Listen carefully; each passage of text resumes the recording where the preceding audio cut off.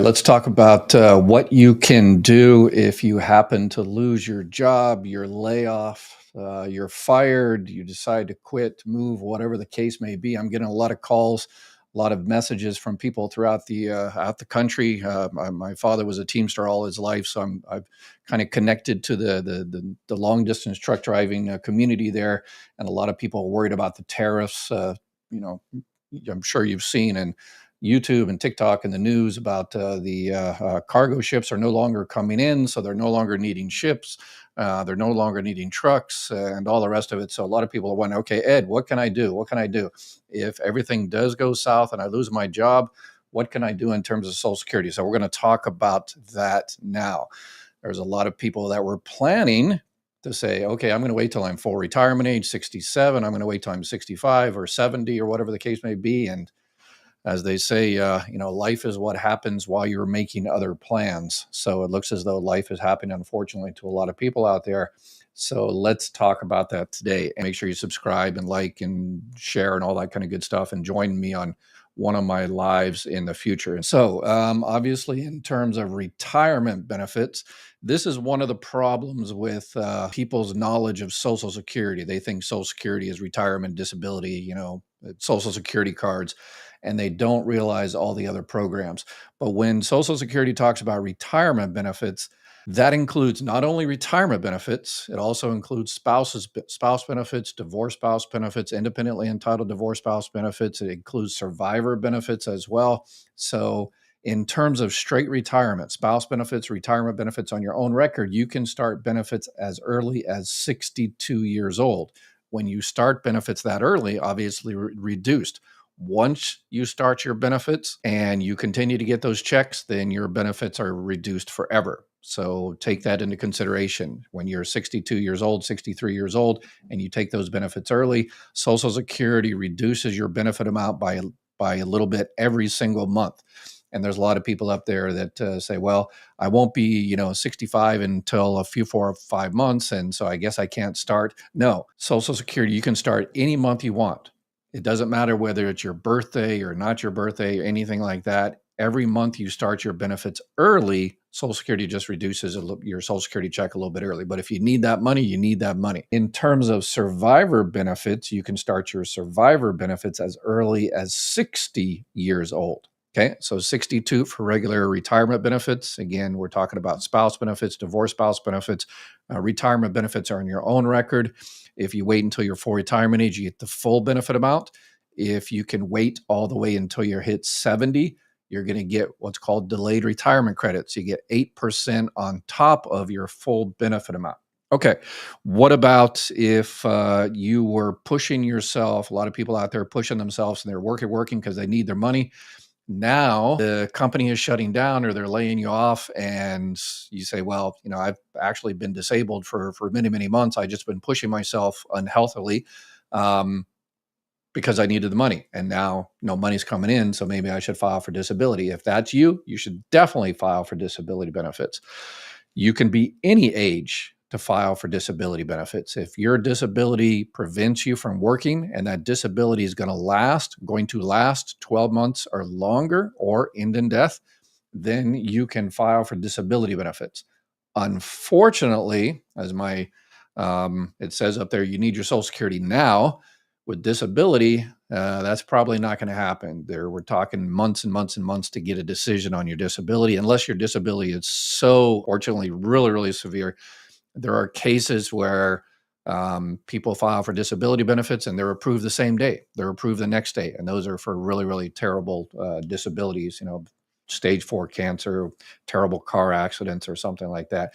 So those people out there that are repeating that internet myth about everybody's denied disability the first time, stop repeating that. That is not correct. Your disability might have been disapproved the first time, but I've taken hundreds of thousands of disability claims, and I know that's not correct. So when people repeat these internet myths like that, then it really depresses the people that are eligible for those benefits. And they say, well, I've got so many situations. I've got my financial situation. I got my medical situation. I just can't, handle another denial like that. So I'm just not going to file because everybody's denied the first time. So we need to stop that internet myth, because it's hurting a lot of people.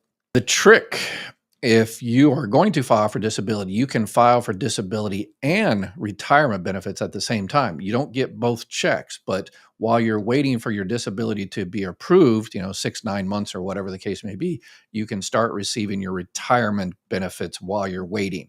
And then when they approve your disability benefits, it might be reduced based on how many months you received your retirement benefits, but that's really based on when they determine you became disabled. So a lot of people, it's called a rib dib. You file for both at the same time, retirement benefits and disability benefits. Again, you have to be 62 to get the retirement benefits, or if you want to file for survivor benefits, you can file for survivor benefits, and you can file for disability benefits on your own record. All right, what about Medicare? And then I'll tell you all the tricks here about the protective filing and dire need and how to make sure you get those benefits as soon as you possibly can. What about Medicare? There's a lot of people out there that were 65 years old, were working, and so they didn't sign up for Medicare, which is a very smart thing to do. If you're working, you have health insurance from your work or your spouse's work, and you're happy with it, and your employer has 20 or more employees, then you do not have to sign up for Medicare. So why waste $185? You can sign up for the Part A, which is zero premium, but you don't have to sign up for Part B and waste $185 if you don't need it. But now, let's say you're 66, 67, 68, 69 years old, and you're going to lose your health insurance from work, and you need to go ahead and sign up for Part B. You're not going to be penalized, but you have to prove that you had health insurance from current work. And there's a couple of forms you fill out. We're talking about a bureaucracy, so we're always talking about, there's always forms to fill out. But there's a couple of forms you fill out, to 40B and the 564.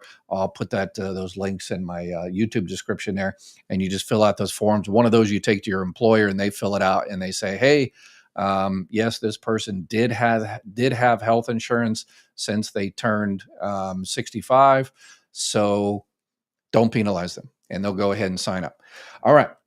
So now the issue is getting those benefits, because Social Security was at a 50-year low in terms of staffing before DOGE was even started.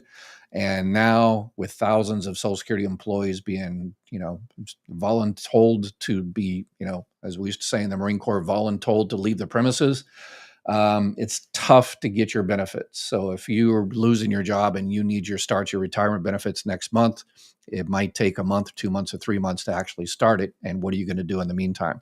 Well, here's the tricks. If that happens to you, then you need to go down there and, you can call the 800 number, set up an appointment, or you can go down to local office and say, hey, this is a dire need case. One of the things I would recommend is, because the reason, you're not able to get customer service is because politicians refuse to support Social Security, refusing to support customer service for people to help you get your Social Security. So if you do what's called a congressional, so if you lose your job or something like that, you immediately reach out to one of your 2 senators, or both of them, or your congressperson, the House of Representatives, your federal one, and you go onto their website, and they all have a little link on the website that says, I need help with a federal agency, or you call them up. And as soon as you do that, the issue becomes a congressional issue. So when you go down to your local Social Security office, you tell the Guard, and the Guard is not a Social Security employee. They work for what's called Federal Protective Services. They're a contracted company, that guards the facility. And so they don't really know. But you tell them this is a dire need, this is a congressional issue, and policy dictates that you need to be seen immediately. So please only do this if you actually need the money, if immediately. If you can wait a month or 2 months or something like that, just unfortunately go through the whole process. It shouldn't take that long. Reach out to your politicians anyway, but don't use that kind of card to get in, because there are other people that might really need to get their retirement benefits or get their Medicare started immediately. So please kind of defer to those people that actually need those benefits. So if you're able to wait a little bit, please go through the regular process. You can file online. Even filing online, someone on the other side needs to look at that claim. So even filing online, it still might take you a month or 2 months or 3 months to get those benefits, because a human being actually has to look at your claim, reach out to you, and make sure everything is correct. So if it is a true dire need, let's leave, that kind of first place in the priority line to those people that actually need it. Okay, so let's say you're doing this because your boss said, hey, we need to let you go and you need that money. And you're saying, well, your boss said, okay, but we might bring you back in a month or 2 months or 3 months or 4 months from now. And you're saying, well, that's all fine and dandy, but what am I going to do for those 2 or 3 or 4 months? You can change your mind. You can change your mind. So if situations change, let's say you go ahead and file for retirement benefits and you start receiving those retirement benefits, or you go ahead and sign up for Medicare and you start receiving that Medicare, you start paying the $185, and then they call you back to work or you find another job. Hey, if you need help with Medicare, Medicare Advantage, Medicare supplements, Part D plans, make sure you reach out to my partners at Chapter Medicare. I looked for a place that would help you all out, and Chapter Medicare knocked it out of the park. They've got excellent customer service. They look at every single plan in your area, and their help is always 100% free. Give them a call and they'll see if they can help you out, and tell them Dr. Ed said hi. You can take a mulligan. You can redo. If in terms of money, retirement benefits, within 12 months of your first check, you can completely withdraw your application.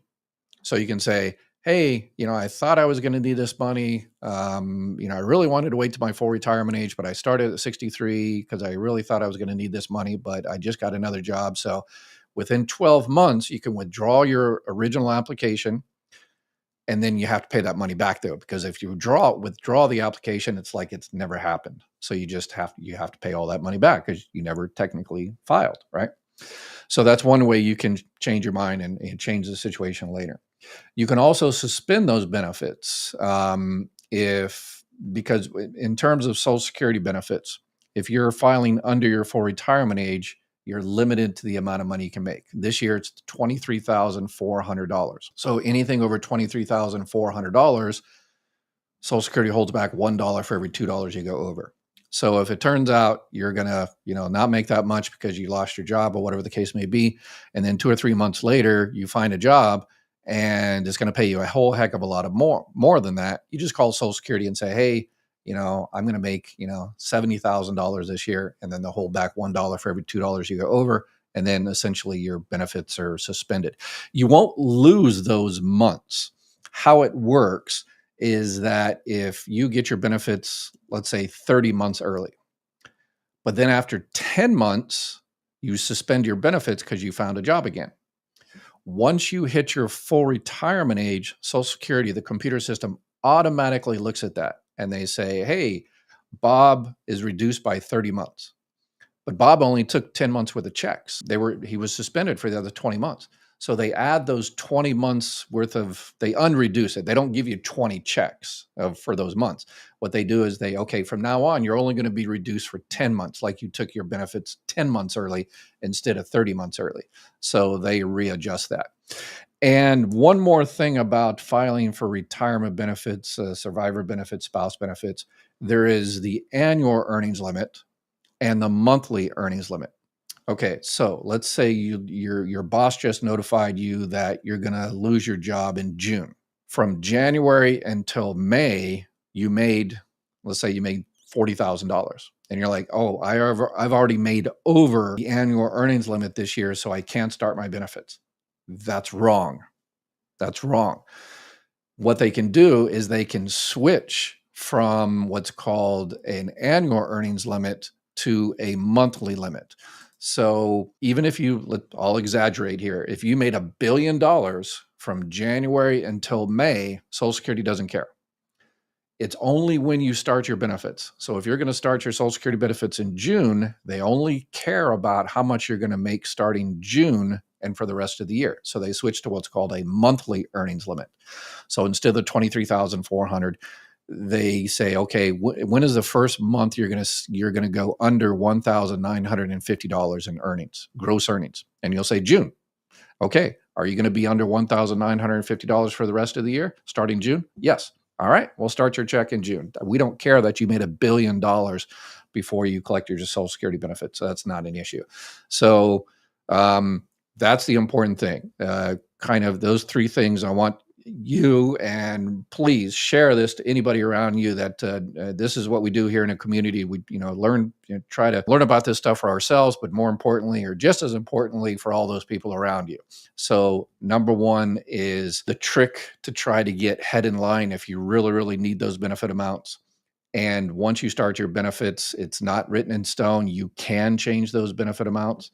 And what you do before you start your benefits is not really relative. So those are the important things. In terms of Medicare, if the money is important, but Medicare is also extremely important. There's a lot of people that are going to lose their Medicare, or going to lose their health insurance from work because they're losing their job. And it's important that you sign up for Medicare immediately, because if you got prescriptions and doctors that you need to see, you need to make sure you're put ahead of the line. So for those two forms, if you really need that, if you lose your job towards the end of the month and you need your new Medicare and your prescription drug plan and everything to start the next month in January, on the first of that month, then you really need to take it down, because when you fax it into the system and everything, it gets into the system, that's fine, but it actually takes a human being on the other side to pull that paperwork down and process it.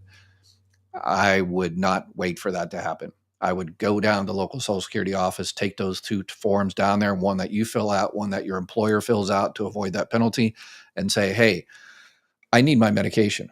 I just lost my health insurance. It's going to last to the end of the month. I need Medicare Part A, Part B, Part D, and whatever Medicare supplements or Medicare Advantage you get. I need all of that to begin on the first of next month. So here's the forms. Please put that in the system. And the person at the front window, the customer service representative at the front window, can immediately put that in there. You can watch them. It only takes them a couple of minutes to input those two forms into the system, and that'll notify Medicare, and they'll send out your Medicare number and all the rest of it. And if you really need help, if you need those prescriptions soon, you need to also sign up for a prescription drug plan and a Medicare supplement or Medicare Advantage, or whatever the case may be. And you can reach out to my partners at Chapter, and they help y'all with all things Medicare.